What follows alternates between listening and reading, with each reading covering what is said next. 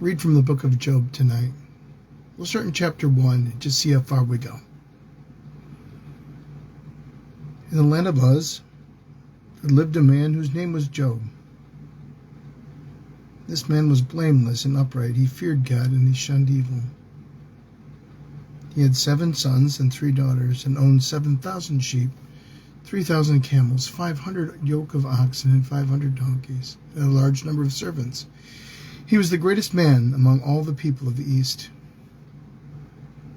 His sons used to hold feasts in their homes on their birthdays, and they would invite their 3 sisters to eat and drink with them. When the period of feasting had run its course, Job would make arrangements for them to be purified.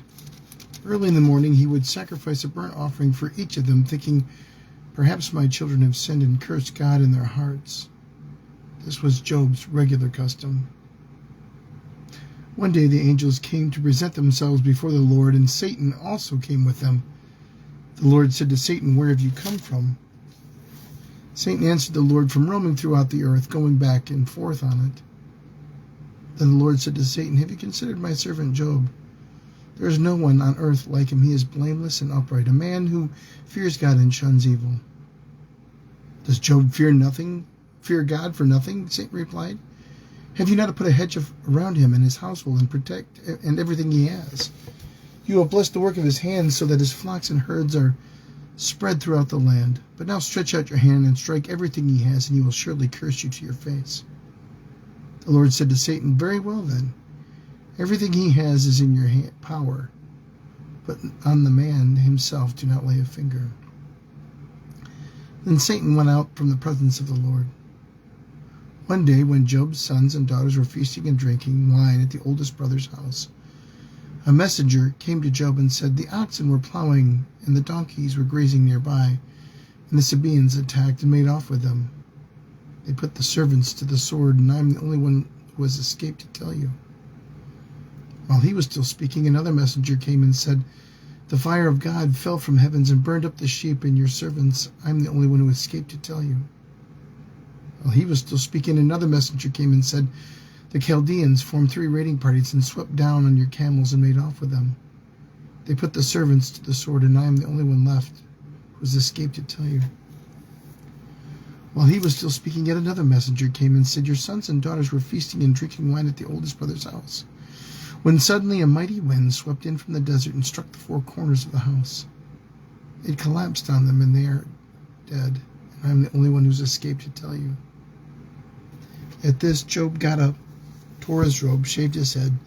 Then he fell to the ground in worship. He said, "Naked I came from my mother's womb, and naked I will depart. The Lord gave, and the Lord has taken away. May the name of the Lord be praised." In all this, Job did not sin by charging God with wrongdoing. Chapter 2. On another day, the angels came to present themselves before the Lord, and Satan also came with them to present himself before him. The Lord said to Satan, "Where have you come from?" Satan answered the Lord, "From roaming throughout the earth, going back and forth on it."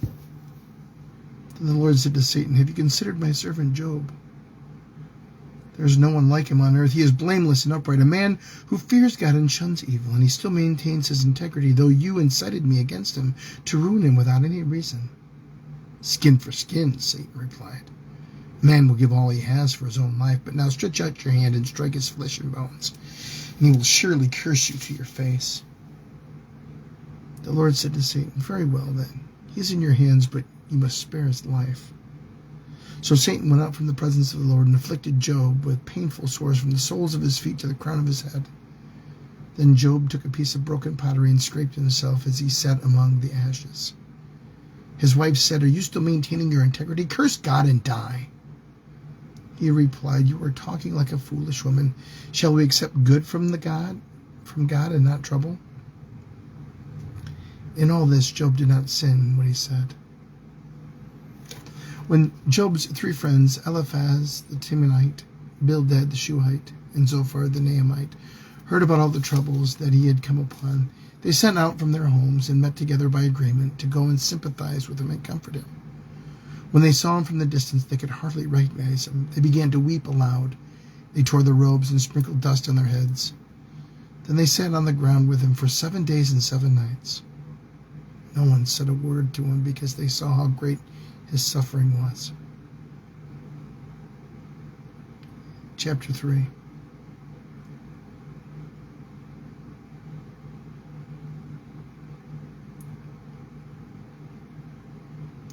After this, Job opened his mouth and cursed the day of his birth. He said, "May the day of my birth perish. And the night that said, a boy is conceived, that day may it turn into darkness. May God above not care about it. May no light shine on it. May gloom and utter darkness claim it once more. May clouds settle over it, and may blackness overwhelm it. That night may thick darkness seize it. May it not be included among all the days of the year, nor be entered into any of the months. May that night be barren. May no shout of joy be heard in it. May those who curse days curse that day. Those who are ready to rouse Leviathan. May its morning stars become dark. May it wait for daylight in vain, and not see the first rays of dawn. For it did not shut the doors of the womb on me to hide trouble from my eyes. Why did I not perish at birth and die as I came from the womb? Why were there knees there to receive me and breasts that I might be nursed? For now I would be lying down in peace. I would be asleep and at rest with the kings and rulers of the earth, who built for themselves places now lying in ruins, with princes who had gold, who filled their houses with silver. Or why was I not hidden away in the ground like a stillborn child, like an infant who never saw the light of day? There the wicked cease from their turmoil, and the weary are at rest. Captives also enjoy their ease. They no longer hear the slave drivers shout. The small and the great are there, and the slaves are freed from their owners. Why is the light given to those in misery, and life to the bitter of soul? To those who long for death that does not come, who search for it more than for hidden treasure, who are filled with gladness and rejoice when they reach the grave. Why is life given to man whose way is hidden, whom God has hedged in? For sighing has become my daily food. My groans pour out like water. What I have feared has come upon me. What I dreaded has happened to me. I have no peace, no quietness. I have no rest, but only turmoil. Chapter 4. Then Eliphaz the Temanite replied, "If someone ventures a word with you, will you be impatient? But who can keep from speaking? Think how you have instructed many, how you have strengthened feeble hands. Your words have supported those who stumbled. You have strengthened faltering knees. But now trouble comes to you, and you are discouraged. It strikes you, and you are dismayed. Should not your piety be your confidence, your blameless ways your hope? Consider now who, being innocent, has ever perished. Were there the upright ever destroyed? As I observed, those who plow evil and those who sow trouble reap it. At the breath of God they perish. At the blast of his anger they are no more. The lions may roar and growl, yet the teeth of the great lions are broken. The lion perishes for lack of prey, and the cubs of the lionesses are scattered. A word was secretly brought to me. My ears caught a whisper of it. Amid disquieting dreams in the night, when deep sleep falls on people, fear and trembling seized me and made my bones shake. A spirit glided past my face. On the hair of my body stood on end. It stopped, but I could not tell what it was. A form stood before my eyes, and I heard a hushed voice. Can a mortal be more righteous than God? Can even a strong man be more pure than his Maker? If God places no trust in his servants, if he charges his angels with error, how much more those who live in the houses of clay, whose foundations are in the dust, who are crushed more readily than a moth? Between dawn and dusk they are broken to pieces, unnoticed, they perish forever. Are not the cords of their tent pulled up, so that they die without wisdom? Chapter 5. Call, if you will, but who will answer you? To which of the holy ones will you turn? Resentment kills a fool, and envy slays the simple. I myself have seen a fool taking root, but suddenly his house is cursed. His children are far from safety, crushed in court without a defender.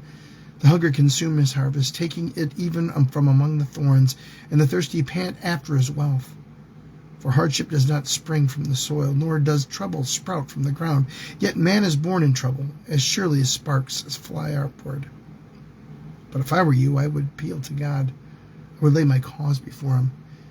He performs wonders that cannot be fathomed, miracles that cannot be counted. He provides rain on the earth, and he sends water on the countryside. The lowly he sets on high, and those who mourn are lifted to safety.